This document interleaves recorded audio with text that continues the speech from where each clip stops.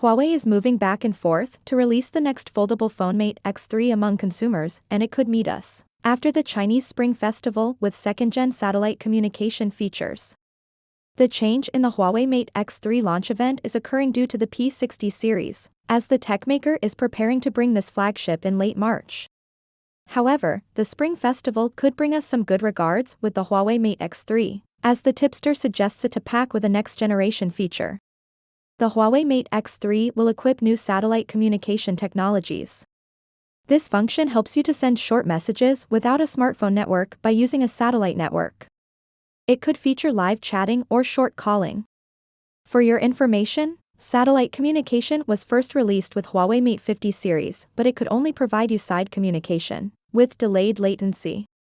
However, the new version could come with improved capabilities such as the ones mentioned before. Mate X3 may be lighter than the predecessor and pack a bigger battery. Still, there's much to be revealed.